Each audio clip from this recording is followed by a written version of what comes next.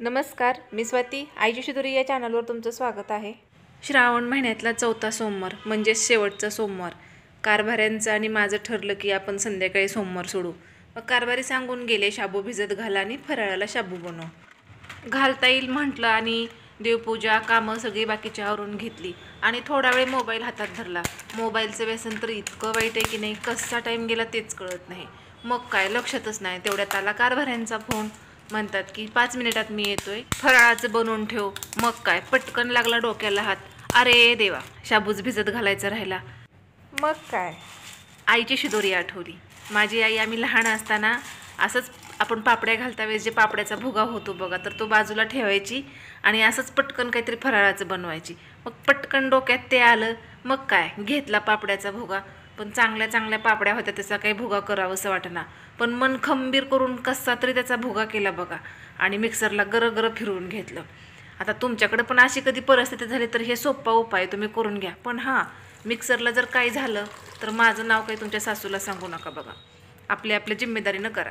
तर इथे मी ते गरं फिरवून घेतलं आणि एका वाटीमध्ये सगळं ते टाकून घेतलं आणि भरपूर पाणी टाकलं। जोपर्यंत ते पाण्यात डुबत नाही तोपर्यंत पाणी टाकीत राहिले। कमीत कमी अर्धा ग्लास पाणी टाक। 5 मिनिटासाठी बाजूला झाकून ठेवून दिलं आणि 5 मिनिटानंतर बघा ते पूर्ण भुगा जो आहे तो पाणी पिऊन घेतला आणि मस्त असा फुललेला आहे, चांगला मुरला आहे। आता त्याला एकदा सगळं एकजीव करून घेतलं, हलवून घेतलं आणि थोडा वेळ बाजूला करून ठेवलं आणि ते भिजत होतं तोपर्यंत मी लगेच पुढची तयारी करून घेतली, वेळच लागत नाही। इथे बघा एक बटाटा घेतलं, त्याची सालटी काढून घेतली आणि त्याला एका प्लेटमध्ये पाण्यामध्ये डुबायला ठेवलं। त्याचं चांगलं 1-2 वेळेस धुवून घेतलं आणि तसंच ते बाजूला ठेवून दिलं। भाजलेल्या शेंगदाण्याच्या फोडी करून घेतल्या आणि इथे हिरवी मिरची घेतली। मिरचीकडं दुर्लक्ष करा जरा, मिरची सुकलेली आहे। आणि काय गॅस लावला, गॅसवर ठेवली लोखंडाची कढई। आता सध्या लोखंडाच्या कढईमध्ये स्वयंपाक बनवते, लोह कमी पडायला हो, दुसरं काही नाही। मग आता इथं घेतलं साजूक तूप, 2 चमचे साजूक तूप घेतलं, ते कढईमध्ये टाकलं आणि तूप गरम झालं की ती सुकलेली मिरची दिली टाकून। तुपात मिरची टाकली की तड लागली करायला, मग थोडीशी हलवून घेतली। मिरची थोडीशी तडतड झाली की लगेच त्याची बटाटा पोहायला सोडलं होतं ते उपसलं आणि टाकलं कढईमध्ये। खूप वेळ पाण्यात पोहत होतं, त्याला लागली थंडी। मग आता काय थोडंसं गरम करून घेऊया म्हटलं। मग काय मिरची आणि बटाटा चांगलं परतून घेतलं। कमी स्पीडवरच घ्यायचं म्हणजे बटाटा वाफलं जातं, चांगलं शिजलं जातं। कमी स्पीड केली आणि चांगलं 1-2 वेळेस असं परतून घेतलं। थोडंसं लालसर झालं की मग आपण भाजून घेतलेले शेंगदाण्याच्या फोडी दिल्या टाकून, त्यात भाजलेले शेंगदाणे मिरची आणि बटाटा हे चांगलं एकजीव करून घेतलं।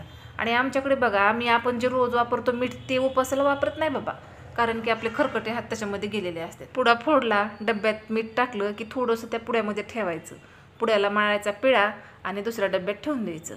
आता चवीनुसार मीठ आपण याच्यामध्ये टाकून घेऊया, कमीच टाकायचं कारण की आपल्या पापडीमध्ये पण मीठ आहे, जास्त खरट नको व्हायला। भिजत घातलेल्या पापडीचा भुगा ते द्यायचा याच्यामध्ये टाकून आणि थोडा वेळ परतून घ्यायचं। गॅसची स्पीड कमीच ठेवायची आणि हे चांगलं परतून घ्यायचं, याला जास्त वेळ लागत नाही। तेवढ्यात कारभाऱ्यांनी बेल वाजवली आणि कारभाऱ्यांचं घरात प्रवेश झाला। कारभारी घरात आले आणि वाट बरं लवकर फराळाचं। माझ्या कारभाऱ्याला खूप काम आहे हो, खूप काम आहे, 5 मिनिट पण वेळ नसतो। मग काय घेतला आपला पापडीचा भुगा, झालाच होता तयार आणि मांडला त्यांच्यासमोर। कारभारी माझ्याकडं बघतायत, त्या पापडीच्या भुग्याकडं बघतायत, परत माझ्याकडं बघतायत आणि एकदाच विचारतात, आता हे काय नवीनच बाई तू मांडलंस माझ्यासमोर, शाबूचं काय झालं, शाबू बनवणार होतीस की? मग कसं तरी दबक्या आवाजात बोलले, अहो शाबूच भिजत घालायचं विसरले। मग आता हे काय, असलं काय मी कधी खाल्लेलं नाही, मला काय नको बाबा। अहो एक घास तर खाऊन बघा। कसं बसं करून कारभाऱ्यांना ते वाढलं आणि 2 सोबत केळी ठेवल्या। तर अशी माझी आज फजिती झाली बघा। दबक्या आवाजात कारभाऱ्यांना विचारलं, काय हो कसं झालंय हो हे? कारभाऱ्यांचं उत्तर, अप्रतिम, खूप छान झालंय, मस्त आहे की हे, अधूनमधून बनवत जा कधीही। मग काय खुश झाले आणि कारभाऱ्यांसोबत मी पण बसले आणि मी पण खाल्लं तर भारी झालं बघा, मस्त लागतं हे, नक्की तुम्ही एकदा बनवा।